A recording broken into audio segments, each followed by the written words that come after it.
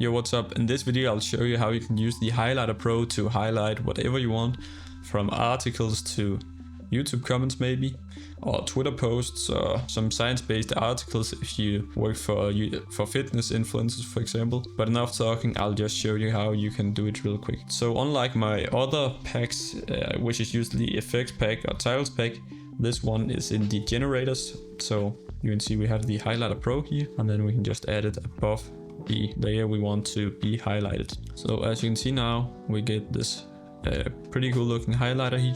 What we can do if we want to be able to move it around just by dragging on it and moving it over, adjust the size all on the screen here. You can click on this arrow here, then just check on Fusion Overlay, and yeah, now you can just move it up like this. You can change the width and the height, and then I'll just move it over a bit more, down a little bit maybe, and just make it a bit wider. You can also change it over here. That can be a bit more precise sometimes, so then we can see we get this really cool looking highlighter. What we just did was we adjusted the width, the height and the center. So then you can also change the blend, so how much opacity does it have. You can also change the color, so let's say you want to make it green, you can do that. You can also make it blue, that just do whatever you like. You can also change the text color, so you can just click on enable text coloring, and then we can change the color of the text and the saturation. And I'll also show you how you can do this really cool inverted kind of look. So if I just drag this down to its black, you can make this white. As you can see, the color is a little bit gray, but that's because this is a little bit gray as well. So if we just drag up the low just a tiny bit, this will become white instead. So as you can see now, you get this really cool kind of inverted highlighter look. And under the animation controls, we can change the speed of the animation, we can add animation delay, we can change the animation curve, and we can add some motion blur if we want to do that. And under that we can see we have the texture controls. So if we want to just add some texture into it, we can decrease the contrast a little bit. So if we just enable this, you can see if we drag the contrast all the way up, it begins looking pretty wild. If I drag it down, it looks a little bit better.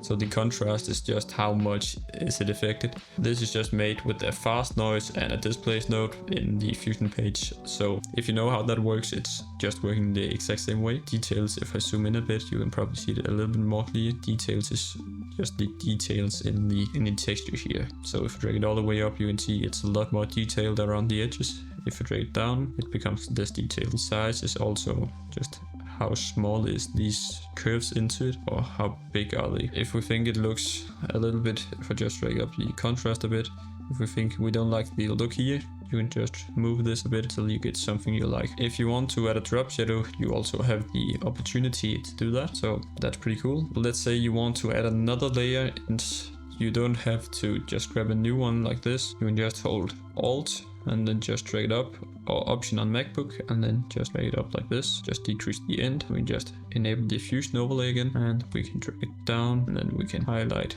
where it says recently wrote this article, this, and then we can see it highlight as well. I'll just enable the texture, and you can see this is a bit gray. If I turn this off, because it's blue, so you can just drag up the low quite a bit just to make this white as well. And that's how you do it. You can also make this red if you want to, which is quite nice. Let's say we want to do it on a black background. It's a little bit different, but you can just go to the apply mode up here, change it to dark and light text, and I'll just make this yellow. Remove the highlighter.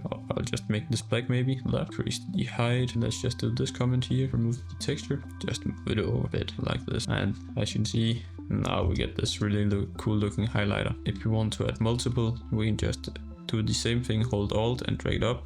And then we can maybe do one down here. This, if we want this to go on, and then the other one comes on like this, we can make this one fade out. So this fades out while the other one animates on. And that looks really cool actually. And if you already got the pack, thank you so much for buying the pack. You are literally the reason why I can continue making packs like this. And if you haven't got the pack yet, you can check the link in the description where you can get the pack.